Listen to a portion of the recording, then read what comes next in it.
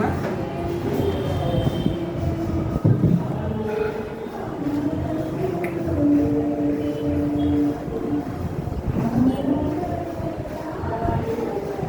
ஒன்று ராஜாக்கள் 16:30.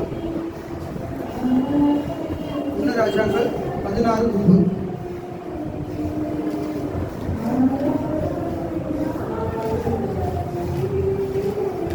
ராஜாக்கள் 16:30.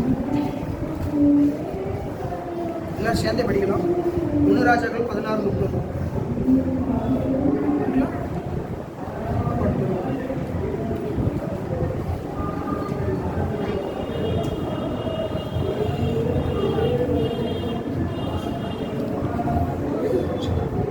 எல்லாரும் சேர்ந்தே படிக்கலாம். 1 ராஜாக்கள் 16:30. உம்ரியின் குமாரனாகிய ஆகாப் தனக்கு முன்னிருந்த எல்லாரை பார்க்கிலும் யாவின் பார்வைக்கு பொல்லாப்பானதை செய்தான். உட்காருங்க, எல்லாரும் உட்காருங்க.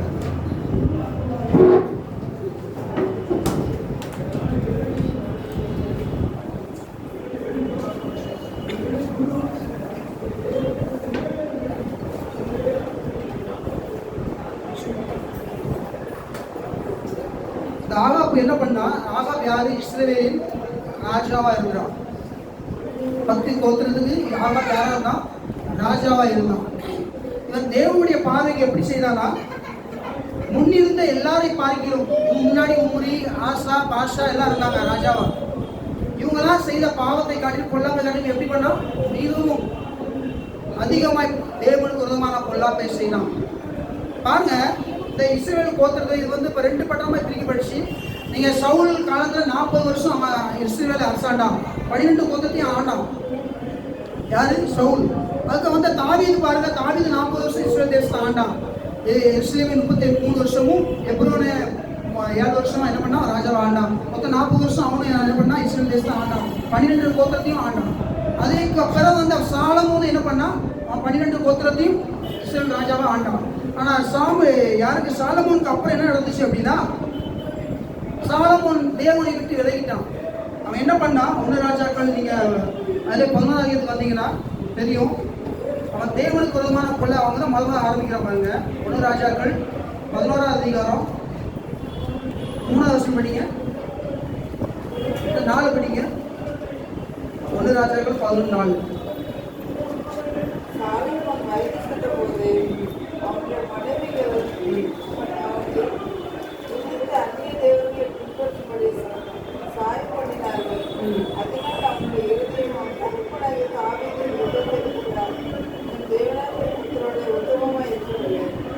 பாருங்க, அவன் இருதயம் உத்தமமா இருக்கல. அவன் இருதயம் எப்படி ஆயிடுச்சு? உத்தமமா இல்லை. என்னாகும் 14:4-24 சொல்லி படிக்க வேண்டாம். அந்த யோசுவா அந்த காலைக்கூடிய இருதயம் எப்படி இருந்துச்சு? உத்தமமா இருந்துச்சு. கர்த்தருக்கு உத்தமமா இருந்துச்சு. அதை சொன்னாரு, நீ பிரவேசிக்க அப்படின்னாரு. எங்க? கானான் தேசத்துல. அவன் இருதயம் உத்தமமா இருக்கணும். தேவனுடைய பிள்ளைகள் இருதயம் எப்படி இருக்கணும்? உத்தமமா இருக்கணும். ஏன்னா சொன்னாரு, எங்க போய் படுக்க கூட நான் நினைச்சிட்டேன்னா நான் அதை பார்க்குறேன். அந்த வருஷம் நாங்கள் வீட்டில் நைட் காலேஜ் இருக்கும்போது பார்த்தோம். அந்த வருஷம் சங்கீதம் 138 நினைக்கிறேன்னா சங்கீதத்தில் அதை பாருங்க. நம்ம எங்கே போனாலும் சரி அவர் நம்ம முன்பாக எப்படி இருக்கோம்? அவர் பார்த்துட்டே இருக்கிற உள்ளத்திரிக்கு அறிகிறாராம். இரவோ எங்கே போய் இருந்தாலும் நம்மளை நினைச்சிட்டாரு. அவர் நம்ம பார்த்துக்கிட்டே இருக்கிறாரு. அவரை விட்டு நம்ம எங்கேயும் போகவே முடியாது. நீங்கள் வானத்தை படுக்கவே போட்டாலும் அங்கேயும் இருப்பார், பாதத்தில் படுக்க போட்டாலும் அவர். சங்கீதம் 130 நினைக்கிறேன், 139 இருக்கு.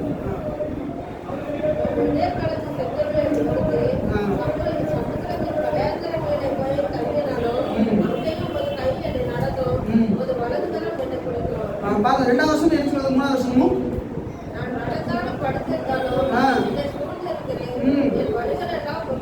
2ஆவது வருஷம் படிக்க.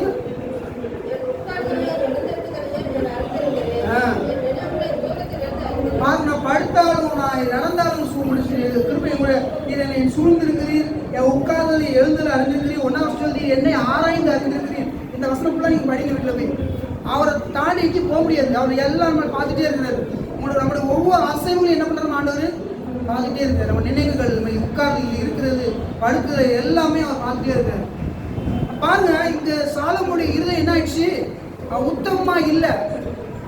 யோசுவா காலேஜ் இருதயம் உத்தமமா இருக்கப்படினால தான் அந்த அத்தனை ஜனங்கள் 30 லட்சம் ஜனங்கள் இருக்கும்போது அவங்க 2 ஆண்டு திறந்து கொண்டாரு. இன்னைக்கு எத்தனையோ கோடி ஜனங்கள் ஆண்டவர் இன்னைக்கு சர்ச்சைக்கு போய் ஆராதிச்சாலுமே சிலருடைய இதயம் மட்டுமே எப்படி இருக்கும்? உத்தமமா இருக்கும். அதில் நம்ம அந்த இடத்துல நம்ம யாரும் நாம இருக்கணும். இந்த உத்தமமான இது யாரும் இதயமா இருக்கணும்? நம்முடைய இதயமா இருக்கணும். ஒவ்வொரு தகுதியாயிரணும். தேவன் உத்தமமான இதயத்தை தான் பார்த்து கொண்டு இருக்கிறாரு. இப்ப தாவீது உத்தமமான இதயமா நெக்ஸ்ட் அவர் என்ன பண்ணாரு? அவரை தெரிந்து கொண்டார். ஏன்னா சவுலுடைய இருதயம் விளைஞ்சிச்சு, வழி விளைஞ்சிச்சு. அதான் தாவீது இருதயம் எப்படி இருக்கு? என் இருதுக்கு ஏற்ற, அவன் உத்தமமானவன், என் இருதுக்கு ஏற்ற அப்படின்னாரு. பாருங்க, தாவீதுக்கு அப்புறம் சாலமோன் ராஜாவை மாறுறான். அவனுக்கு எல்லா ஞானத்தையும் ஆண்டவர் கொடுத்தாரு. ஆனா பாருங்க, அந்த ஞானத்தை அவன் யூஸ் பண்ணாம எப்படி ஆயிட்டான் பாருங்க. என்ன பண்ணிட்டான்? அவன் அநேக மனைவிகளை பண்ணி மறுமணி வச்சுட்டு என்ன பண்ணா? அவங்களுடைய தெய்வங்களை வணங்க ஆரம்பிச்சிட்டான். எருசலேமை பாருங்க பாழாக்கிட்டான். விக்கிரங்களை உண்டாக்கி வச்சு அவன் தான் சாலமோன் ஆலயத்தை கட்டினவன். அவனே என்ன பண்றான்? விக்கிரத்தை நினைச்சு கொண்டு வந்து என்ன பண்றான் பாருங்க. அவன் இருதயம் உத்தமா இல்லை. 6 படிங்க. அதுல 1:6 5 வருஷம் படிக்கோட பிசாசு பேர் வருதுன்னா 6 வருஷம் படிங்க. சாலமோன் தன் தகப்பனியாகிய தாவீதை போல யாவை பூர்ணமாய் பின்பற்றாமல் யாவுடைய பார்வைக்கு எப்படி பண்ணா? பொல்லாப்பானதை செய்தான். விக்கிரகங்களை உண்டாக்கி அதை வணங்க ஆரம்பிச்சிட்டான். தேவன் ஆனா அவன் உடல என்ன பண்ணாரு? 2 வருஷம் என்ன பண்ணாரு? 2 வருஷம் படிங்க. ஒரு 9 வருஷம் ஆகையால்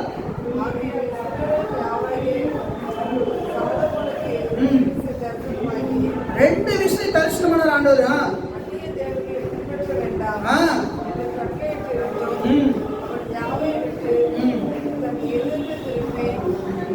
பாருங்க, இவனுக்கு தேவன் 2 விஷயம் இறங்கி என்ன பண்ணாரு? சாலமோனே எழுது இருக்கிறத வணங்காத அப்படின்னு சொல்லி அவர் பேசினதும் அவன் என்ன பண்ண? ஆனாலும் அவன் என்ன? அவன் இருதையும் தேவன் பக்கம் சாயல. அவன் பிசாசுகளை வணங்கவும் அவனுடைய மனைவிகள் பேச்சு கேட்கவும் பண்ணிட்டு அவன் என்ன பண்ணா? இதை இஸ்லாமை திட்டப்படுத்தி கொண்டிருந்தான். அதனாலதான் தேவனுடைய கோபம் உண்டாகி அங்க ஒரு தீர்க்கதரிசி எழுப்புற ஐயா தீர்க்கதரிசி. நீ அதில் படி 21 பேர் படிச்சாங்க. 29 வருஷம் ஐயா தீர்க்கதரிசி என்ன பண்றான்? அங்க அவர் சாலமோன் என்ன சொல்லியாச்சு? என்ன வருது? உன்னுடைய என்ன பண்ணி உன்னுடைய ராஜ்யம் எடுக்க போடுவோம். ஆனா நீ உனக்காக இல்லை, உன் தகப்பனுடைய அவருடைய இதயத்துக்காக நீ இருக்க வரைக்கும் எனக்கு ஒரு ராஜ்யம் இருக்கும். உனக்கு பிறகு உன் மகனுடைய ராஜ்யத்தையும் உண்டாக்கப்படும். தாவீது நிமித்தம் உனக்கு ஒரே ஒரு கோத்தமனையும் உனக்கு போட சொல்லி பாருங்க. அவனுடைய மகன் ரெபெக்காயா என்ன பண்றான்? அவன் இந்த கோத்தத்தை எடுக்கிறான். அதுக்கு முன்னாடி என்ன பண்றாரு? ஆண்டவர் ஐயா மூலமா பேசுறாரு. உன்னுடைய ஊழியக்காரன் வேலைக்காரன் அந்த அரண்மனையை பழுது பார்க்கிறவன், அவனுடைய சாலமோன் ஆலயத்தை பழுது பார்க்கிற அந்த வேலைக்காரனா இந்த யெரொபெயாமுக்கு நிச்சயம் பண்ற ஆண்டவர் அந்த ராஜ்யத்தை கொடுத்து போறாரு. இதை சொன்ன உடனே சாலமோன் இது என்ன ஆச்சு? சவுலை போல அவனை துரத்த ஆரம்பிச்சா. பாருங்க, கஷ்டம் படிங்க. 1 ராஜாக்கள் 11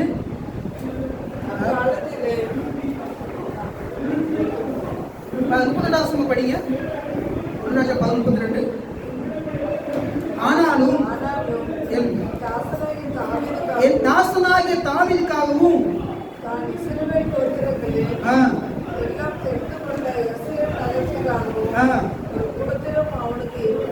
பாருங்க 33 அதான் சொல்றாரு. நான் தாவீது நிமித்தம் உனக்கு ஒரு கோத்திரம் அழிஞ்சிடக்கூடாது அப்படின்ட்டு ஒரு ஆட்சி ஒரே ஒரு கோத்திரம் கூட நினைச்சு உனக்கு உன் பிள்ளைக்கு நான் கொடுப்பேன் அப்படின்ட்டு அதை சொன்ன உடனே இவனுக்குள்ள என்ன உண்டாகுது? ஒரு மூர்க்கம் உண்டாகி யாரை யெரொபெயாமை அவனை கொலை செய்ய முடியாத 40 வருஷம் படிங்க. அது நிமித்தம் 40 வருஷம் அது நிமித்தம் சாலமோன் யெரொபெயாமை கொல்ல வகை தேடினான். பாருங்க, இவன் என்ன செஞ்சிருக்கணும்? சரி, ஆண்டவர்ல அவனை அபிஷேகம் பண்றாரு. சவுல் என்ன பண்ணிருக்கணும்? தாவீதை தேவன்ல அபிஷேகம் பண்ணாருன்னு சொல்லக்கூடாது, அவனை கொல்ல போயிடக்கூடாது. அதெல்லாம் அவன் ராஜ்யபலத்துக்கு போனச்சு. அதே தான் யார் பண்றா? சாலமோனும் அதே குணத்தை கொண்டு வர பாருங்க. தாவீது இறுதி அவன்கிட்ட இல்ல. தாவீது இறுதியை பாருங்க, சவுல் தன் கையில ஒப்பு கொடுத்தாலுமே தாவீது என்ன பண்ணல? அவன் கொலை செய்ய விரும்புறேன். ஏன்னா தேவன் அபிஷேகம் பண்ணனால அஞ்சு மட்டும் நான் கையை வைக்க மாட்டேன் அப்படின்னா. அதே போல பாத்தீங்க சாலமோன் அவன் மேல செஞ்சிருக்கணும். ஆனா அவன் என்ன பண்ணா? எனக்கு அப்புறம் என் பிள்ளை வரணும். ஆனா இன்னொருத்தன் ஆராய்ச்சி சொல்லிட்டு என்ன பண்றான்? அவனை கொல்லும்படியா இருந்துச்சுன்னா அவன் திரட்டு தான். உடனே அவன் யெரொபெயாம் எங்க போயிட்டான்? எகிப்துல தஞ்சமாயிட்டான். ஆனா அந்த அபிஷேகம் அவன் சும்மா விடாது யெரொபெயாமை. ஏன்னா தேவன் அபிஷேகம் பண்ணிட்டாரு. அவன் என்ன ஆயிடுவான்? அவன் ராஜாவை ஆறியே ஆகணும். இப்ப சாலமோன் மறிக்கிறான். ரெகொபெயாம் பாருங்க என்ன பண்றான்? சாலமோனுடைய மகன் பேர் ரெகொபெயாம், ஏலக்காரன் பேர் தான் யெரொபெயாம். நல்லா கவனிங்க, மாத்திராங்க. இப்ப ரெகொபெயாம் ராஜா ஆனவனே என்ன பண்றான்? ஜனங்கள் என்ன பண்றான்? கடினப்படுத்துறான். அவன் சொல்றான், என்னுடைய விரலையா தகப்பனுடைய இடுப்புக்கு சமானம் அப்படிங்கிறான். நான் அந்த அளவுக்கு உங்களை மேலே நினச்சிங்கன்னா பாரத சும்மா என் தகப்ப உங்களை வாரம் தண்டிச்சா நான் எப்படி தண்டிப்பேன், 7 நாளாக தண்டிப்பேன்னு சொல்லி ஜனங்கள் என்னச்சுன்னா அவன் எனக்கு கொடுமைப்படுத்த ஆரம்பிச்சான். இப்போ இதை கேள்வி யூரோப்பியா எங்கிருந்து வந்தா, யூரோப்பியா எய்த்து வந்துட்டாங்க. எல்லா 10-11 கோத்திரம் என்ன ஆகிட்டு யார் பின்னாடி போயிட்டாங்க, யூரோப்பியா பின்னாடி போயிட்டாங்க. அவனுடைய கோத்திரம் துண்டாங்க முடிச்சு பாருங்க, ஒரே ஒரு கோத்திரம் தான் யூரோப்பியா இருந்துச்சு. இந்த சந்தையிலிருந்து வரவங்க தான் யாருக்கு ஆலோசனை ஏன் முன்னாடி பார்க்குறேன் அப்படின்னா நம்ம அந்த சந்தை தெரிஞ்சுக்கிறதா அவங்க காமிச்சேன் பாருங்க. அப்போ 2 கோத்திரம் நினைச்சு சவுல், தாவீது, சாலமோன் 3 பேருக்கு. அதுக்கப்புறம் அங்க வந்த ராஜாக்கள் எல்லாமே முழுமையா இஸ்ரேல் ஆட்சி பண்ணல. ஒருத்தர் 10 கோத்திரத்துக்கு வருவாங்க, இல்லை 2 கோத்திரத்துக்கு வருவாங்க. இப்படிதான் நடந்துட்டு இருந்துச்சு. முழு இஸ்ரேலுக்கும் அவங்க ராஜாவா இருக்க முடியல. ஏன்னா சாலமோன் நிமித்தம், இந்த பொல்லாப்பவன் செஞ்ச நிமித்தம் இந்த ஒரு சாபம் வந்து உண்டாயிருச்சு பாருங்க. என்ன இந்த ஆகாப் பாருங்க, தன் முன்னோர்களை காட்டிலும் என்ன பண்ணா தேவனுக்கு ஒரு மாதிரி பொல்லாப்ப காரியம். என்ன பொல்லாப்ப அப்படின்னா முதல் செஞ்ச பாவம் என்ன பாருங்க. 1 ராஜாக்கள் 16:30 படிங்க. 1 ராஜாக்கள் 16:30.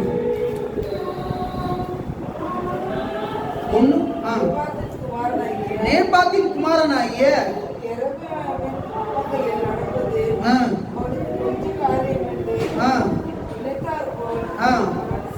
அவன் சீதோனியரின் ராஜாவாகிய எசேவேலை சாலமோன் அங்கே தான் பண்ணான். சீதோ அந்த நடுப்புல அவன் தான் என்ன பண்ணான், திருமணம் பண்ணிக்கிட்டான். அதே போல தான் இவன் பண்றான் அந்த ஆகாப்பு. அவன் யாரை பண்ணா, பக்கத்துல இருக்க நாடு சீதோனிய நாடு, அவங்க விக்கிரத்தை வணங்குறவங்க. அவன் யாரு, அவங்க அப்பா பேர் 2 பேரு ஏத் பாகால். அவன் பாருங்க, பாகாலுக்கு அவன் அந்த தேசத்து ராஜாவும் இருந்தான், அவன் ஆசாரியனாவும் இருந்தான். பாகாலுக்கு என்ன செய்கிறவனா இருந்தாங்க, பூசை செய்கிறவனாவும் இருந்தான், ஆசாரியனாவும் இருந்தான். அவனுடைய மகளை போய் யார் பண்றான், ஆகாப் ராஜா. யார், இது இஸ்ரவேலுக்கு ராஜா. இவனை தேவன் ஏற்படுத்தினாரு. அப்புறம் பாருங்க, அந்த ராஜ்யபுரத்தை எத்தனை பிள்ளைகள் இருந்தாலுமே ஆகாப்ப தேவன் தெரிந்து கொண்டு அந்த இஸ்ரவேல் கோத்திரம், அந்த சமரியா பட்டணத்துக்கு பாருங்க 10 கோத்திரத்துக்கு யாரு ராஜாவா ஆக்குனார், ஆண்டவர் ஆகாபா ஆக்குனாரு. அந்த ஆகாப் அதை மறந்துட்டான். தேவனை மறந்து பொல்லாப்பானதை செய்து அடுத்த அந்நிய ஸ்திரியை திருமணம் பண்ணி அவளுடைய கிரியைகளை நடப்பித்து என்ன பண்ண ஆரம்பிச்சான். இவளை திருமணம் பண்ண உடனே இஸ்ரவேல் இருக்கிற எல்லா தீர்க்கதரிசிகளையும் கொலை செய்யறதுக்கு என்ன பண்ண ஆரம்பிச்சான் பாருங்க. அதில் படிங்க, அடுத்த வருஷம் படிங்க. கவர்மெண்ட் இல்லாமல் படிங்க, அந்த வருஷம் படிக்க. 31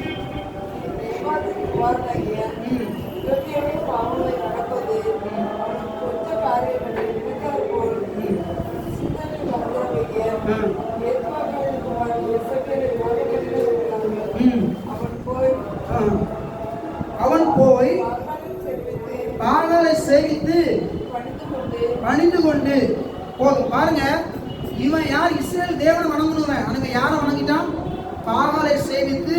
அங்க எருசலேம் மீதி எல்லாம் எருசலேம் அந்த சமரியா பட்டணம் முழுதுனா இஸ்ரேல் 10 கோத்திரம் ராஜாவா இருக்கிறான். அதே காலகட்டத்தில் இன்னொரு ராஜா 2 கோத்திரத்துக்கு அவனையும் பார்க்கணுங்க. அவன் யோசபாத், அவன் அந்த தேசத்தை எப்படி வச்சுன்னா பார்க்கலாம். அந்த கடலில் எலியா இருக்கிறான். அந்த இதெல்லாம் அவங்க எல்லாம் ஒரே இடத்துல இருக்காங்க, ஒரே காலத்தில் வளர்த்தவங்க.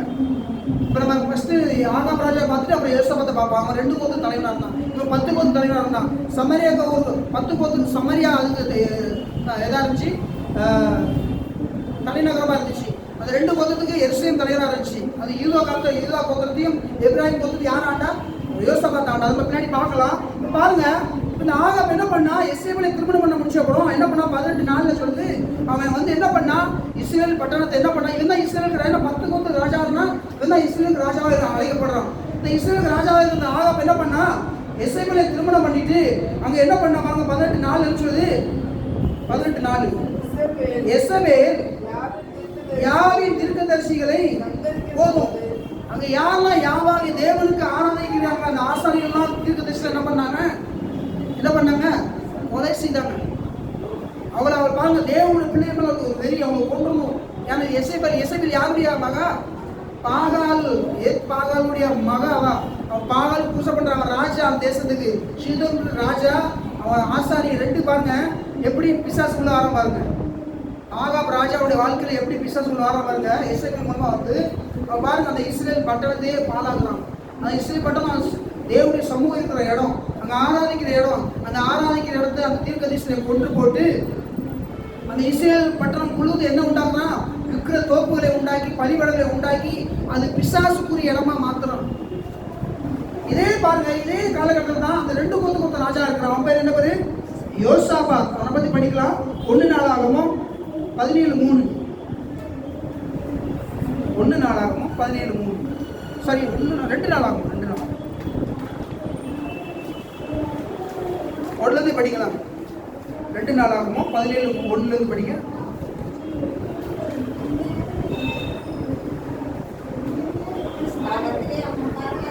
அவன் ஸ்தானத்திலே அவன் குமாரனாகிய யோசபாத் ராஜாவாகி இஸ்ரவேலுக்கு விரோதமாய் பலப்பட்டான். எந்த இஸ்ரவேலுக்கு விரோதமாய்? அந்த ஆகாபுக்கு விரோதமாய் பலப்பட்டான். இஸ்ரவேலுக்கு அவன் தான் ராஜா, மத்த ஊருக்கு அவன் ராஜாவா இருக்கிறான். இவன் யூதா கோத்திரத்துக்கு ராஜாவா இருக்கிறான். யூதாவுக்கு எபிரேயருக்கும். இப்போ பாருங்க, இஸ்ரவேலுக்கு விரோதமாய் என்ன பண்ணான்? பலப்பட்டான். 3வது படிக்க. யோசபாத்தோடு இருந்தார். அவன் பாகால்களை தேடாமல் தன் தகப்பனாகிய தாவீது நடந்து, பாருங்க, தாவீதுடைய வழியில நடந்து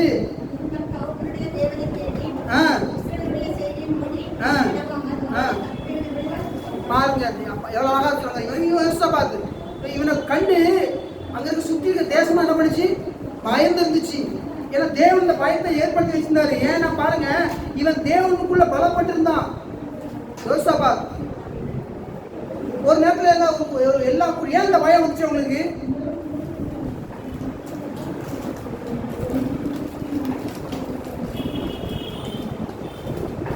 இந்த யோசபாத் விரோதமாக கூட்டம் எழுப்பிருந்துச்சு. 20:1 படிங்க. 2 நாள் 21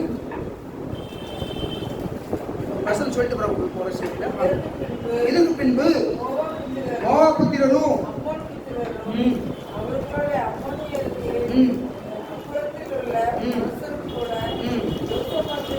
யோசபாத்துக்கு எல்லாம் இவங்களாம் யுத்தம் பண்ண வந்தாங்க. சுற்றி இருக்கிறவங்களாம் யுத்தம் பண்ண வரும்போது 21 படிங்க. பின்பு அவன் ஜனத்தோடைய ஆலோசனை பண்ணி பரிசுத்த மகத்துவத்தை துதிக்கவும் ஆயுத மண்களுக்கு முன்னாக நடந்து போய் யாவை துதிகள், அவர் கிருபை என்றும் உள்ளது என்று யாவை பாடவும் பாடலை நிறுத்தினார். அவர்கள் பாடி துதி செய்ய தொடங்கின போது யூதாவுக்கு விரோதமாய் வந்து பதியிருந்த அம்மோன் புத்திரர்கள், மோவாபியர், சேயீர் மலை கோத்தர் எல்லாவற்றையும் என்ன பண்ணார்? தேவன் ஒருவருக்கு ஒருவாய் எலும்பு பண்ணி அவங்களும் என்ன பண்ணாங்க? வெட்டுண்டு அங்கே விழுந்தார்கள். அது 24 பாருங்க. இதெல்லாம் ஒருவரும் தப்பு இல்லை, எல்லாரும் என்ன பண்ணாங்க? ஏன்னா இவன் யூதா கூத்த 2 கோத்திரம் தான் தலைவன். இவன் பெரிய ஆணுதான் எல்லாம் இந்த எதுவுமே கிடையாது, பெரிய ராணுவம் கிடையாது. 2 கோத்திர தலைவனா இருக்கிறாங்க. இஸ்ரேல் கோத்திரக்கா இருக்கிற ஆகாபியா எல்லாம் இருக்கு. இப்போ 2 கோத்திரத்துக்கு தலைவனா இருக்கான். சுற்றி இருக்கிற தேசங்களுடைய யுத்தத்துக்கு வரும்போது தேவன் அங்க முன்பாக என்ன பண்ணாரு? யுத்தம் செய்தாரு. யுத்தம் பண்ணி ஒரு முறை யுத்தத்துக்கு வந்தா ஒரு முறை மீன் எல்லாம் மறைச்சு போயிட்டாங்க. அவங்களுக்கு விரோதமா எழுப்ப பண்ணாரு. அப்படி தேவன் அவங்கள யூதாவை யார யோசபாத்தை பாதுகாத்தார். அதனால ஒரு பயம் இருந்துச்சு யோசபாத்தை பார்த்து. யாருக்கு? சுற்றி இருக்கிற தேவனுடைய பிள்ளைகளை பார்த்து பிசாசுக்கு பயம் இருக்கும். நாம் யாரு தேவனை துதிக்கிறோம், அவர் துதி எப்பவும் வாயில் இருந்துட்டே இருக்கும். இப்போ யோசபாத்தை கொடுத்து ஒரு பயம் என்ன பண்ணிச்சு? அங்க இருக்க மக்களுக்கு இருந்துச்சு, ஜனங்க அங்க இருக்க தேசத்துக்கு. ஏன்னா இவங்க கூட யார் இருக்கா? தேவன் இருக்கிற. இவன் எப்படிப்பட்டிருக்காங்க? பல தேவங்களை எப்படிப்பட்டிருக்காங்க? 17:1 படிங்க. 17:1 2 நாள் ஆகும்.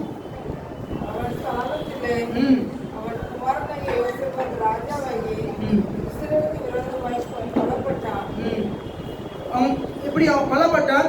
அப்புறம் 3வது வருஷம் படிங்க. தேவன் யார் கூட இருந்தா? யோசபாத்தோடு இருந்தான். யாருக்குள்ள ஒரு தேவன் இருக்கிறாரோ அவங்க என்ன செய்ய மாட்டாங்க? தோல்வி அடைய மாட்டாங்க, ஜெயத்தை பெறுவாங்க. அதனால தான் அங்க இருக்க சுத்தி இருக்கலாம் பயந்து வந்தாங்க. பாருங்க இவன் என்ன பண்ணிட்டு பாருங்க. இவன் என்ன பண்ண? 4வது வருஷம் படிங்க.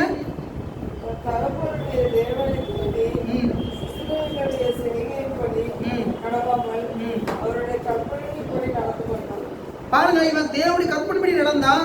5வது வருஷம்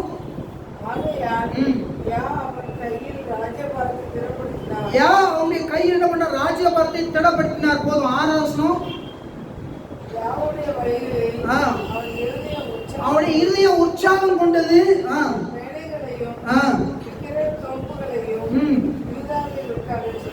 இவனுடைய விசேஷம் என்ன பாருங்க? யோசபாத்துடைய விசேஷம் 9வது வருஷம் படிக்கிறதுல இவர்கள் யூதாவில் உபதேசித்து யாவுடைய வேத புஸ்தகத்தை வைத்துக் கொண்டு பாருங்க யாஷோ மேசியா பத்தி தேவனை பத்தி என்ன பண்ணா, இவன் ஜனங்களுக்கெல்லாம் யூதா பட்டணத்தை எல்லாம் போதிக்க சொல்றான், லேவியர்கள் அனுப்புறான், ஆசாரியர்கள் அனுப்புறான், போய் தேவனுடைய வார்த்தை எழுதி நீங்க பிரஸ்தாபடுத்துங்க. நாமளே போய் தேவனுடைய வார்த்தைகளை பிரஸ்தாபடுத்த, அதுதான் தேவன் அழைச்சிருக்காரு. யூதா இருப்பாங்க. இதே பக்கத்துல யாரு ஆகாப் என்ன பண்ணிட்டு இருக்கான், எருசலேமே அந்த சமாரியா பட்டணம் முழுவதும் என்ன பண்ணிட்டு இருக்கான், விக்கிரத்துல நிரப்பிட்டு இருக்கான். ஆனா இதே யோசபாத் எருசலேம் எப்படி பண்ணிட்டு இருக்கான், வார்த்தையினால நிரப்பிருக்கான். போதிக்கிற யாரெல்லாம் தேவன் அறியலையோ அவங்கெல்லாம் விசுவாசம் பண்ணுங்க, பணங்களை கொடுத்து அனுப்புறான். யாரு, யோசபாத். யாருல, அவங்களுக்கு ரேதிகளை கூப்பிட்டு யாரெல்லாம் போதிப்பாங்களோ அவங்களை கொண்டு போய் ஜனங்க தேசம் முழுவதும் நினைச்சீங்க தேவனுடைய நாமத்தை பரப்புங்கன்னு சொல்றான். 10ஆம் வசனம் படிங்க.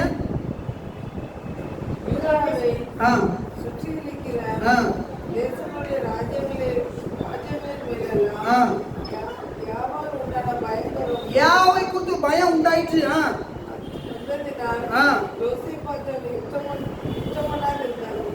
பாருங்க, இப்ப யோசபாத்தை பார்த்து எல்லாரும் நினைக்கிறாங்க, ஏன்னா இவங்க பயம், தேவனுடைய பயம் வந்துட்டு. ஏன்னா தேவனுடைய யோசபாத்து கூட யாரு இருக்கா, யார் இருக்கிறா, தேவன் இருக்கிறாரு. பாருங்க, யோசபாத்துக்கும் ஆகாப்புக்கும் என்ன வித்தியாசம் பாருங்க. தேவனுக்குள்ள நம்ம மொத்தமா இருக்கும்போது நமக்கு எதிராக இருக்க எல்லா சத்துருக்களையும் அவர் என்ன பண்ணுவாரு, படம் கட்டிப்பார். இவனுக்கு வந்து சத்துரு ஆகாப்பும் கிடையாது. பாருங்க, அவன் சத்துரு யாருன்னு அறிஞ்சிருந்தான், ஒரே சத்துரு பிசாசு மாத்திரம்தான். நம்ம ரட்சிப்பட்ட பிள்ளைகளுக்கு ரட்சிப்பட்ட பிள்ளையா சத்துரு கிடையாது, இல்ல குடும்பம் சத்துரு கிடையாது. நீ என்னைக்கு வேற யாராவது நம்ம சத்துருவா வைக்கிறோமோ அப்போ சத்துருவா இருக்கிற பிசாசு என்ன பண்ணுவோம், உங்களுக்கு நண்பனா வந்துடுவான். நம்ம ரட்சிக்கப்பட்ட பிள்ளைகளுக்கு சத்துரு யாரு, பிசாசு மாத்திரம் தான். அந்த இடத்துல நீங்க வேற யாராவது ஒன்று வச்சீங்கன்னா அப்படின்னா பிசாசு உங்களுக்கு நண்பனாயிருமா, வர என்ன உங்களுக்கு பிரச்சனைகள் ஆரம்பிச்சிடும். அப்போ நம்ம பாருங்க, தேவனுடைய பிள்ளைக்கு ஒரே சத்துரு பிசாசு மாத்திரமே. இங்க அதான் யோசபாத் வச்சிருந்தான். ஆனா பாருங்க, ஆகாப்புக்குள்ள யோசபாத்துக்கு வித்தியாசம். இதனால என்ன நடந்துச்சு அப்படின்னா, யோசபாத் பலப்பட்டான், ராஜ்யம் பலப்பட்டுச்சு. இப்ப ஆகாப் என்ன செய்யப்படுறான், அவன் பாருங்க தேவனுக்கு விரோதமான செய்யறதுனால தேவனுடைய கோபம் மேல இருந்துச்சு, அவன் அழிவு நோக்கி போயிட்டு இருந்தான். இந்த நேரத்துல ஒரு காரியம் செய்யலாம் பாருங்க, படிங்க. அதுல 2ஆவது வசனம் படிங்க, 12:2. யோசபாத் ஒரு தவறு செய்யலாம் பாருங்க. சில வருஷங்கள் சென்ற பின்பு சமாரியாவில் இருக்கிற ஆகாபிடத்துக்கு இப்பொழுது ஆகாப் அவனோடு எனக்கு இருக்கும் அநேகம் ஆடு மாடுகளை அழிச்சிட்டு ராமோத்துக்கு வரும்படி அவனை ஏவினான். பாருங்க, இப்ப ஆகாப் என்ன பண்றான், இப்ப ஆகாப்பு பிரச்சனை என்ன இருக்கு, சீரியா தேசம் இருக்கவங்கலாம் ஆகாப்பு எதிராக யுத்தம் பண்ண வராங்க. இப்ப என்ன பண்ற ஆகாப்பு, இப்ப எங்க போறான், யாரை வர வைக்கிறான், யோசபாத்தை வர வைக்கிறான். இவன் துன்மார்க்கன், யோசபாத் நீதிமான். இவன் என்ன பண்றான், எப்படி பாருங்க, எப்படி ஏமாற்றி அவனை எப்படி தீர்த்துக்கு என்ன ஆகாம பிசாசு என்ன பண்றான் பாருங்க, யோசபாத்தை வரவழைக்கிற நல்ல ஆடு மாடு கொண்டு ஆடுகளை அடிச்சு விருந்து கூப்பிடுறான். யார, யோசபாத்தை கூப்பிடுறான். இந்த 10 கொத்து தலைவனா இருக்கிற அந்த ஆகாப்பு 2 கொத்து தலைவனா இருக்கிற யோசபாத்தை வரவழைக்கிறான். தந்திரமா வர வச்சு அவங்களுக்கு எரிச்சியா விருந்து ஏற்பாடு பண்ணி 3ஆவது வசனம் படிங்க. ராஜாவாகிய ஆகாப் யூதாவின் ராஜாவாகிய யோசபாத்தை நோக்கி, கீலேயாத்தில் உள்ள ராமோத்துக்கு என்னோட வருகிறாயா என்று கேட்டதற்கு அவன், நான் தான், நீர் ஜனங்கள் உம்முடைய ஜனங்கள் உம்முடைய யுத்தத்திற்கு வருகிறேன் என்றான். போதும். பாருங்க, யோசபாத்தை யார் அழைச்சிட்டா, ஆகாப்பு அழைச்சிட்டான். நீ வா, அவங்க சந்திக்க கூப்பிட்டு ஆளை அனுப்பி விட்டு வர வச்சு இவங்க ஆடு மாடு விருதை கொடுத்தோன்னே இவங்க என்ன ஆகிட்டு மயங்கிட்டான். யாரு யோசபாத் மயங்கிட்டான். என்ன பண்ணிருக்கணும், கூப்பிடுறான ஒரு துன்மார்க்கம் கூப்பிடுறான என்ன பண்ணிருக்கணும், சிபிச்சிருக்கணும்.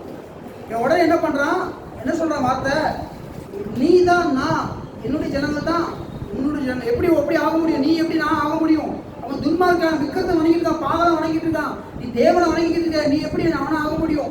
உன் ஜனங்கள் என் ஜனங்கள் எப்படி, உன் ஜனங்கள் இஸ்ரவேல் தேவனை வணங்கிட்டு இருக்காங்க, இவன் பாகல் ஜனங்கள் யாரை வணங்கிட்டு இருக்கா, பாகல் சொல்லி எப்படி ரூத்துனா உன்னுடைய தேவன் என்னுடைய தேவன் சொல்லி அங்கே ரட்சிப்பு உண்டாயிட்டு. ஆனா இவங்க யோசபாத் என்ன பண்றான், உல்டா பண்ணிட்டான். உன்னுடைய ஜனம் தான் என்னுடைய ஜனம் சொல்லிட்டான். எப்படி அவனோட விக்கிரத்தை வணங்கிட்டு இருக்காங்க, நீ தான் நான். படிங்க, சுத்திரி படிங்க 3ஆவது வசனம். அந்த வடி அவன் படிங்க எப்படி இஸ்ரவேலின் ராஜாவாகிய ஆகாப் யூதாவின் ராஜாவாகிய யோசபாத்தை நோக்கி, கீலேயாத்தில் ராமோத்துக்கு என்னோட வருகிறா என்று கேட்டதற்கு அவன், நான் தான், நீர் என்னுடைய ஜனங்கள் உம்முடைய ஜனங்கள். பாருங்க, அவன் செபிக்கவே இல்லை. அவன் துன்மார்க்கன் சொன்ன உடனே எப்படி சொல்லிட்டான் அந்த வார்த்தையை, நீ தான் நான் அப்படின்ட்டான். என்னுடைய ஜனங்க சொன்னான், இங்கே தான் வீழ்த்தப்பட்டான் யோசிப்பார். அதுக்கு பின்னாடி என்ன நடந்துச்சு பார்க்கலாம். நம்ம பாருங்க, உபாகமம் 1:42-44 சொல்லுது. உபாகமம் மோசே வந்து அங்கே யுத்தத்துக்கு போக வேண்டாம்னு ஜனங்களை சொல்றான். ஆனால் அந்த ஜனங்கள் அங்கே யுத்தத்துக்கு போகணும்னு போனாங்க. என்ன நடந்துச்சு? உபாகமம் 1:42 படிங்க. அப்பொழுது என்னை பார்த்து, நீங்கள் உங்கள் சத்துருக்களுக்கு முன்பாக ஒருங்கு போகாதபடிக்கு போகாமலே குற்றம் பண்ணாமல் இருப்பீர்களாக, நான் உங்கள் நடுவே இறைன் என்று அவர்களுக்கு சொன்னேன். படிங்க. அப்படியே நான் உங்களுக்கு சொன்னேன். அப்படியே நான் உங்களுக்கு சொன்னேன். தேவன் சொல்லிட்டாரு, நீ அங்க போகாத, நம்ம கூட இல்ல யுத்தத்துல அப்படின்னு சொல்லிட்டாரு.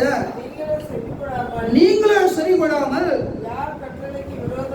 யாருடைய கட்டளைக்கு விரோதமாகி துணிந்து மலையின் மேல் ஏறினீர்கள். அந்த மலையிலே குடியிருந்த எமோரியர்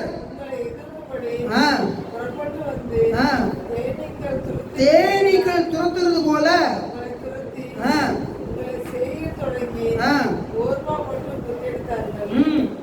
நீங்க பாருங்க, இவங்க சொன்னாரு தேவன், நீங்க அங்க யுத்தத்துக்கு நினைச்சாங்க. இவங்க தான் காப்பா, எப்பவுமே மோசி காப்பா, நீங்க வந்தாதான் நான் எனக்கு யுத்தத்துக்கு நினைச்சுவேன் போவே அப்படிமா. இந்த ஜனங்கள் சொல்லியிருக்கான், தேவன் அங்க இல்ல, நீங்க போக வேண்டாம்னு சொல்லிருக்கான். ஆனா மோசி பேச்சு கேட்காம என்ன பண்ணாங்க ஜனங்கள்? போய் யுத்தத்துக்கு போனாங்க. மேல போய் யுத்தத்துக்கு மலைக்கு போனாங்க. அங்க என்ன அவங்க என்ன பண்ணாங்க? அந்த ஜனங்கள் என்ன பண்ணாங்க? இருக்கிறவங்க அவங்களை எப்படி அடிச்சு கட்டினாங்க? தேனீக்கள் செதறி ஓடுறது போல இஸ்ரேல் ஜனங்கள் இருந்துச்சாங்க, செதறி ஓடினாங்க. யோசுவாவோட காலத்துல எப்படி நடந்துச்சு? அங்க தப்பு செய்யாதுன்னு அவன் போய் தப்பு பண்ணான். என்ன ஆயிட்டு 32 பேர் மறித்தாங்க. யோசுவால நீ படிச்சுன்னா தெரியும், அந்த அதிகாரத்துல 32 மறித்து போனாங்க. தேவனுடைய சுத்தம் இல்லாம எங்கேயும் போகக்கூடாது. எந்த காரியம் தேவனுடைய செபிக்காம எதுவும் வாக்கு கொடுக்கக்கூடாது. இந்த அர்த்தம் நடந்துச்சு ஆகாப்புக்கு. மோஸ்ட்லி அதான் சொன்னாரு, அடரே நீ வந்தீரா மாத்திரம் தான் நினைச்சுன்னா நான் கடந்து போவேன், இல்லைன்னா போக மாட்டேன் அப்படின்னா. இல்லை தேவன் யார் கூட வாராரோ, தேவன் அந்த காரியத்துக்கு வராரோ, அவருடைய சமூகம் முன்பாக போனால் தான் அங்கே ஜெயமாக மாறும், இல்லை நம்ம வெட்கப்பட்டு போவோம். அப்படியே நடந்துச்சு. மோசே சொல்லியிருக்கான், தேவன் சொல்லிட்டா இருக்கும் கூட தேவன் இல்லை, நீங்க யுத்தத்துக்கு போகாதீங்க அப்படின்னா. ஆனா இவங்க மீறி போனாங்க. இவங்க எரிஞ்சு பண்ணப்பட்டாங்க. தேனீக்களை போல சேதறி போனாங்க, மறித்து போனாங்க. வந்து அழுதாங்க, வந்து எடுத்துட்டாங்க. படி திரும்பி வந்து என்ன பண்றாங்க? 45 வசனம். நீங்கள் திரும்பி வந்து யாருடைய சமூகத்தில் வந்து என்ன பண்ணீங்க? அழுதீர்கள். இப்ப அழுதுன்னு அவர் செவி கொடுக்கிறது இல்லை. நீ வந்து அழுதுக்கு அப்புறம் என்ன பண்றாங்க? அவரு கர்த்தருடைய வார்த்தை மீறக்கூடாது. கர்த்தருடைய சமூகத்தில் உட்கார்ந்து நம்ம செவிக்கும். உடைய சித்தமா இது நான் செய்வது உடைய சித்தமா? பாருங்க, அந்த வார்த்தையை நம்ம போதிக்கிறோம். அன்னைக்கு மழை பெய்யும் போது, மழை பெய்து தெரிச்சுன்னு நினைச்சாங்க, விவசாயம் என்ன பண்ணுவான்? அவருடைய வயலை போய் என்ன பண்ணுவான்? தண்ணீர் அந்த பயிரில் வந்து தண்ணி நின்று சேமித்து பயிர் வளர்படியாக சில வந்து உற்சாகமாக பயிர் என்ன பண்ணுவான்? அந்த வரப்பில் வெட்டிட்டு வந்துடுவான், ஏன்னா மழை வரப்போகுது அப்படின்னு. சில விவசாயமா அது பார்த்து பயிர் வீட்டில் தூங்கிடுவான். இந்த மழை பெஞ்சோடனே யாரும் போய் செஞ்சு அந்த எல்லாம் வரப்பில் வட்டி கரெக்டாக பண்ணிட்டு வந்தாங்களோ, அதை நேசிச்சாங்களோ, அவங்க என்ன பண்ணாங்க? அந்த வயலில் தண்ணி நின்று அந்த பயிர் செழிப்பாக வளரும். அப்படி கர்த்தருடைய வார்த்தை பிரசிக்கப்படும் போது யார் தாங்கத்தோடு கேட்குவீங்களோ அவங்களுக்கு அந்த பிரதிபலன் நிச்சயம் உண்டாகும். ஆமாம், அவருடைய வார்த்தை தானே அப்படின்னு மேற்றுமையாக இருக்கும்போது வாழ்க்கை நிச்சயாது, ஒரு பலனும் உண்டாகவே செய்யாது. உள்டா என்ன பண்ணும்? மற்ற பிசாசுகள் உட்காந்து சாபம் வந்து நினைஞ்சிருக்கும். கர்த்தருடைய வார்த்தையை கேட்கும்போது எப்படி கேட்கணும்? தாகத்தோடு. பாருங்க, அந்த மழை பெய்யுதுனால விவசாயி ஓடி போய் அந்த மேகமூட்டத்தை பார்த்தே கவனிச்சிடுவான். சாயங்காலத்தில் கவனிச்சு என்ன பண்ணுவான்? அந்த வரப்பெல்லாம் வெட்டி க்ளீன் பண்ணிட்டு தண்ணி வந்து நின்று பயிர் செழிப்பாக வளரணும் அப்படின்னு. அதே போல் நீங்கள் வார்த்தையை நீங்கள் கவனமாக தாகத்தோடு கேட்கும்போது உங்கள் இறுதி நிச்சயம் பூரிப்பாகும். தேவனுக்கு ஏற்ற இடமே மாறும். கர்த்தருடைய வார்த்தையை நம்ம எப்படி செய்யணும்? கவனமாக கேட்கணும். பாருங்க, இங்கே என்ன பண்ணுறான்? ஒரு தேனீகளை போல செதறி ஓடினா. ஏன்னா கர்த்தருடைய வார்த்தை மீறி நடந்தார்கள். இங்கே இதே தங்க நடக்கு. யாருக்கு யோசிச்சு பார்த்து என்ன நடக்கு? அவன் என்ன பண்ணிட்டான் பாருங்க, இவன் நீ தான் நான் சொன்னா ஒரு ஜனம் ஏன் ஜனம் சொல்லிட்டு இன்னும் அது மட்டும் இல்லை, ஒன்றாவது சொன்னீங்க 18 நாளாகவும் அவன் என்ன பண்ணிட்டான்? அவனோட சம்பந்தம் காந்துட்டான். 2 நாளாகவும் 18:1.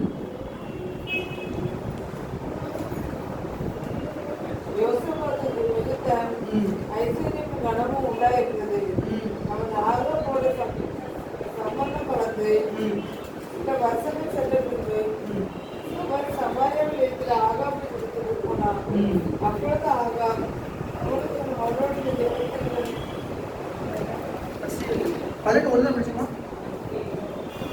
பாருங்க. யோசபாத்துக்கு என்ன பண்ணுவாங்க? மிகுந்த ஐஸ்வர்யம் ஐஸ்வர்யம் கனமும் உண்டாயிருந்தது.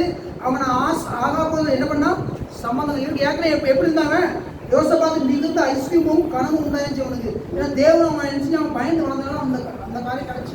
அவன் என்ன பண்ணிட்டான், இப்போ யாரோட சம்பந்தம் வந்துட்டான், ஆகாபோடு. தன்னுடைய மகனை யாருக்கு திருமணம் கொடுத்தான், ஆகாபுடைய எசேபேலுடைய மகா பெரியாள், அவர் அத்தாலியால் பின்னாடி பாருங்க, இஸ்ரேல் கோத்திரத்தை ஒம்பாக்கிடுவான். அவளை தீர்க்கதரிசியில கொண்டு ராஜாக்களை கொண்டு கொடுக்கும். இவன் கூட சம்பந்தம் கலந்துடலாம். யாரு, இந்த தேவனுக்கு பயந்து வாழ்ந்தா இந்த யோசாபாத்து, தேவனுக்கு பயப்படாத விக்கிரத்தை வணங்குற ஆகாபுடைய மகளுக்கு தன்னுடைய மகனை திருமணம் பண்ணி சம்பந்தம் கலந்துருந்தான். இங்க என்ன நடக்கு பாருங்க, ஒரு நீதிமான் துன்மார்க்கனோட சம்பந்தம் கலந்துட்டான். அதனால என்ன நடக்கு, தேவனுடைய திட்டம் நிறைவேறாம போது பாருங்க. யோசபாத் எப்படி வைக்கணும்னு வச்சுட்டு ஆசைப்பட்டாரு. இப்ப என்ன பண்ணா பாருங்க, இப்போ தந்திரமா என்ன பண்ணா, 3 நாள் ஆசை பண்ணிக்காத பாருங்க.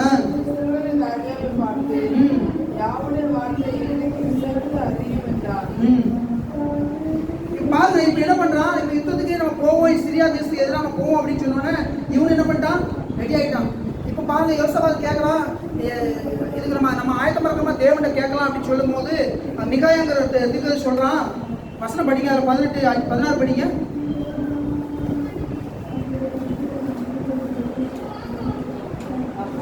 அப்பொழுது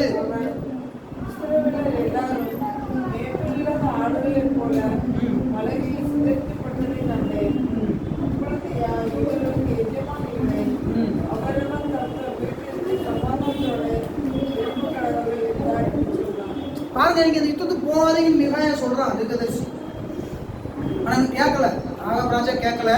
ஏன்னா அவன் விக்கிரத்தை வணங்கிட்டு இருக்கான். ஆனா யோசபாத் கூட கேட்டுக்கோங்க, நீங்க சிதறல எப்படி சிதறிக்கப்படுவீங்க, மெய்ப்பில்லாத ஆடுகளை போல நீங்க மலையில நினைச்சு போறீங்க, சிதறிக்கப்படுவீங்கன்னு கேட்க மிகாயா தீர்க்கதரிசி சொல்றான். இவன் பார்த்து யார் நினைச்சல இதை கேட்கல.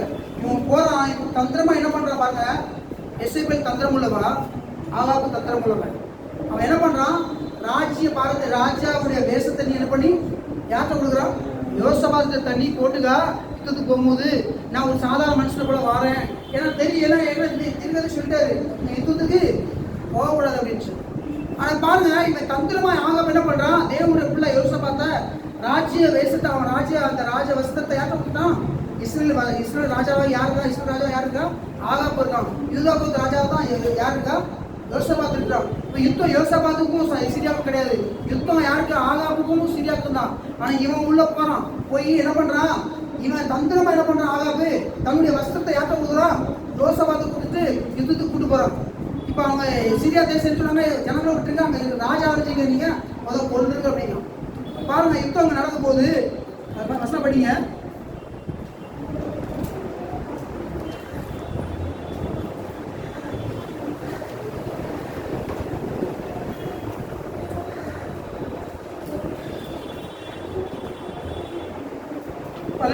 படிங்க.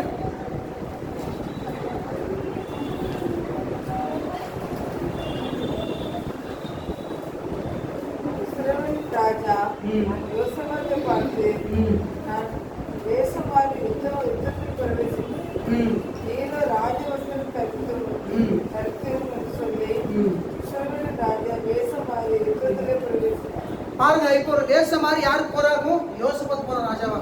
இப்போ யுத்தம் நடக்கு. இப்போ அடுத்த வருஷம் படிங்க. சீரியாவின் ராஜா எனக்கு இருக்கிற ரதங்களின் தலைவர், நீங்கள் சிறியோரோடும் பெரியோரோடும் யுத்தம் பண்ணாமல் இஸ்ரவேலின் ராஜா ஒருவனோடு மாத்திரம் யுத்தம் பண்ணுவது என்று கட்டளையிட்டான். ஆதலால் ரதங்களின் தலைவர் யோசபாத்தை காண்பு, இவன்தான் இஸ்ரவேலின் ராஜா என்று சொல்லி யுத்தம் பண்ண அவனை சூழ்ச்சி கொண்டார்கள். அப்பொழுது யோசபாத் தூங்கல் விட்டான். அவனுக்கு அனுசாரியா இருந்தார். பாருங்க, என்ன பாருங்க. இப்போ பாருங்க, இவங்க தந்திரமா என்ன பண்ணான், ஆகாப்பு யோசபாத்தை அனுப்பிவிட்டான். இப்போ சிரியா பட்டண ராணுவ நினைச்சு ராஜாவை சுத்தி நின்று என்ன ஆகாப்பு ராஜா ஆகாப்பு நினைச்சு சுத்திட்டாங்க. இப்போ என்ன பண்றாங்க, ஏன்னா இவன் யோசபாத்துக்கு வந்து பாகல வணங்க தெரியாது, இவன் இஸ்ரவேல் தேவன் வணங்குறவன், இவன் தேவனை கூப்பிடுறான், கூப்பிடுறான். என்ன பண்றான், லாஸ்ட்டு கூட தேவனை கூப்பிடுறான் பாருங்க. உடனே ஆண்டவர் என்ன பண்ணார், அவனுக்கு இறங்கிட்டு அனுசரியா இருந்தார். அவர்கள் அவனை விட்டு விலகும்படி தேவன் செய்தார். பாருங்க, சீரியா தேச ராணுவ கூட தெரிஞ்சுக்கு தேவனை கூப்பிடுறான். கூப்பிடுறான். இவன் பாகல்லாம் நோக்கி கூப்பிடுவான். அவன் கூட அறிஞ்சுதான் தேவனை பாருங்க. இவன் யுத்தத்துக்கு அவங்க ஒரு செயலும் கொண்டுருவாங்க. யார யோசபாத்த மரணம் நிகழ போகுது. இவன் தேவனை நோக்கி கூப்பிடுறான். ஆண்டவரே என்னை காப்பாற்று கூப்பிடுறான். அப்போ இந்த எதிரி கூட என்ன பண்றான்? தேவனை அறிந்தவன். இவன் யூதா கூத்துறதுக்கு துதிக்கிறவங்களா துதிக்கிறாங்க. இவங்க இஸ்ரவேலுக்கு கூப்பிடலையா அப்படின்னு அவங்க அந்த ராணுவம் எழுந்துச்சு எல்லாம் விலகிட்டு தேவன் அவன் என்ன பண்ண யோசபாத்தை பாதுகாத்தாரு. ஆனால் பாருங்க, தந்திரமா யோசபாத்தை வீழ்த்த நினைச்சா ஆகாப்பு. ஆனா அதுக்கு என்ன நடந்த வசனம் படிங்க. ஆகிறது 32. இவன் இஸ்ரவேலின் ராஜா அல்ல என்று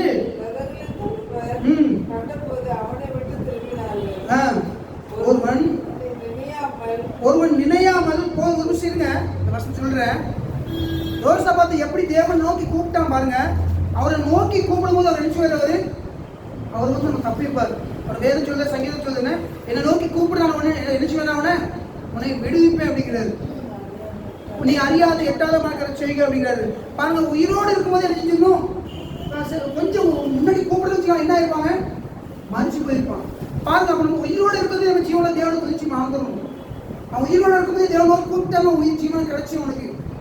மறித்த அப்புறம் ஒண்ணுமே செய்ய முடியாது. நம்ம இந்த உலகத்துல ஜீவனோடு இருக்கும்போதே நம்ம தேவனை நல்லா ஆராதிச்சு, நல்லா விடுதலையா ஆராதிச்சு, உண்மையா ஆண்டான தேடி உண்மையா அவருடைய வார்த்தையை கேட்டு அதற்காக உண்மையா வாழும்போது தேவன் எல்லா ஆபத்திலும் அழிவுந்து நிச்சயம் வருவாங்க பாதுகாப்பார்.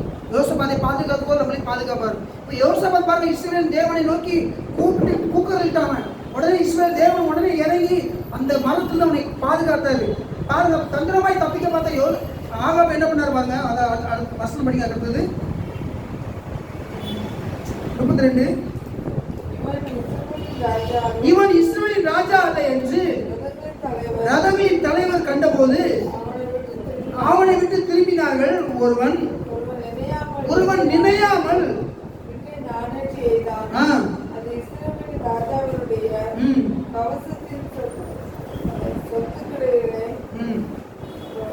பாருங்க, ஒருத்தன் நினைக்க சும்மா ஏதோ அம்பு எடுத்து என்ன பண்ணா சும்மையா வச்சுக்கொண்டு ஒரு அம்பு எடுத்து எய்தான். அது எங்க போய் குதிச்சு ஆகாவுடைய இல்லாத ஊத்தி இணையத்துல கிழிச்சு. பாருங்க, தந்திரமாய் என்ன பண்ணா வேஷம் அணிந்து தந்திரமாய் யோசபாத்தை இழுத்த பார்த்தான் தேவனுடைய பிள்ளைய. ஆனா நடந்து தேவன் என்ன பண்ணாரு? ஒருவன் நினையாமல், அவன் நினைக்கவே சும்மா யாருமே குத்தம் நினைக்கல, அவன் சும்மா அம்பை தான். அது யாருமே குதிச்சு ஆகாப் ராஜாவை குதிச்சு குத்தி அங்கனே என்ன செஞ்சாம மறித்து போகணும். ஆனா தேவனுடைய பிள்ளை பாருங்க மறிக்கல. ஆனா யோசித்த பார்த்துட்டு ஒரு குணம் என்ன அப்படின்னா, அவன் தேவனுடைய நாமத்தை பிரஸ்தாபத்தான் தேசம். ஆகாப் என்ன பண்ணா? இசபேல் பேச்சை கேட்டு அங்க இருக்க எல்லா தீர்க்கதரிசியும் கொண்டு போட்டு அதுல பாருங்க அந்த ஒபதியா என்ன பண்றான்? அங்க ஒரு 100 தீர்க்கதரிசியை ஒழிச்சு வைக்கிறான். அப்பதான் எலியாவுக்கு மூலமா அவனுக்கு ஆகாவுக்கு எச்சரிக்கை போகுது. எலியா நீ 11 நீங்க படிச்சீங்கன்னா எலியாவும் தான். எலியா அதை வந்து பார்க்கல. அவன் எலியா போய் நான் இஸ்ரவேலின் தேவன் முன்பாக நிற்கிறேன் வந்து நிற்கிறேன் அப்படின்னா இவனும் இஸ்ரவேலுக்கு ராஜாவா இருக்கிறான். இவனுக்கு அந்த லட்சியம் வரல பாருங்க. நான் சொல்லாம மழை பெய்யாதுங்க, நிக்காத எல்லாம் அந்த அற்புதத்தை செஞ்சு காமிக்கிறான். ஆனாலும் இஸ்ரவேல் தேவனாய இருக்கிற இஸ்ரவேல் தேவனை ஆகிய தேவனை ஆகாப் அடிச்சுக்க முடியல, அறிய முடியல. அவருடைய வல்லமையை அறிய முடியல. எல்லாத்தையும் பார்க்கலாம். எலியா வானத்துல மலையை போய் வைக்கிறான். அந்த அற்புதமாக வானத்துல அக்கினியை வர வைக்கிறான். இதெல்லாம் யார் பார்க்குறான்? இஸ்ரவேலின் ராஜா யாரு?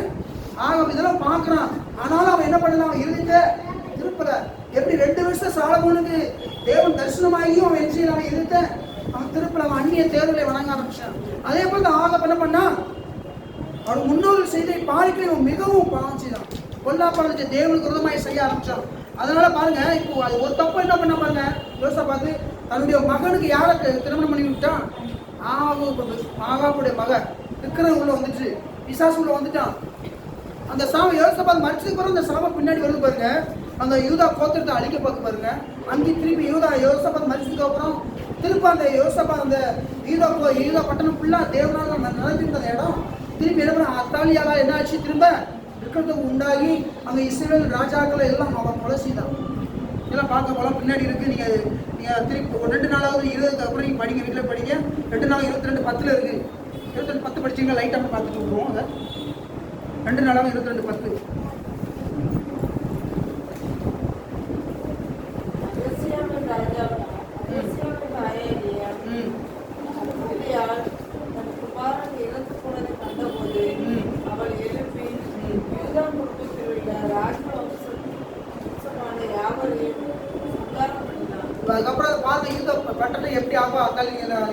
படிங்க.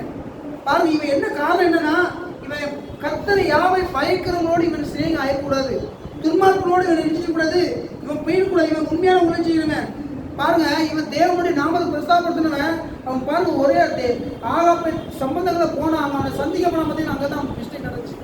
அன்னைக்கு கூட யோசபத் போகாம இருந்தான்னா அந்த யூத கோத்திரம் பாதுகாப்பட்டிருக்கும், அவனுடைய சந்ததி செய்யப்பட்டிருக்கும், பாதுகாக்கப்பட்டிருக்கும். இவன் அவனோடு போய் சம்பந்தம் இருந்தாலும் அவன் சந்ததி அழிஞ்சிச்சு.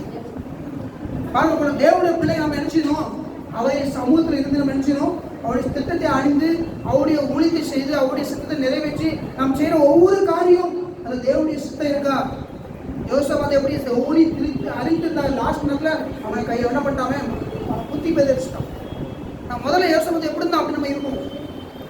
அதை யோசபாத் எப்படி இருந்தான், இஸ்ரேல் தேசம் பாழாய் போயிட்டு இருக்கானா, இவன் யூதா பட்டணத்தை என்ன பண்ணா, தேவனுடைய வார்த்தையில நிரப்பினான்.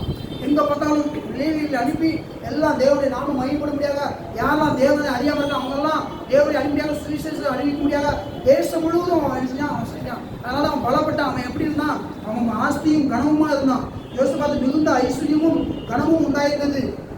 சங்கீதம் 112 சொல்லுது, அப்படிதான் சொல்லுது. என்ன சொல்லுது, வசனம் படிச்சிருக்கோம். சங்கீதம் 112:1 என்ன சொல்லுது, கர்த்தருக்கு பயந்து யாவுக்கு பயந்து அவருடைய கட்டளையில் மிகவும் பிரியமா இருக்கிற மனுஷன் எப்படி இருப்பான், அவன் பாக்கியவனா இருப்பான். அதுக்கப்புறம் என்ன சொல்றாரு, அவன் சந்ததி எப்படி இருக்குமா, அவன் சந்ததி பூமியில பலத்திருக்கும்,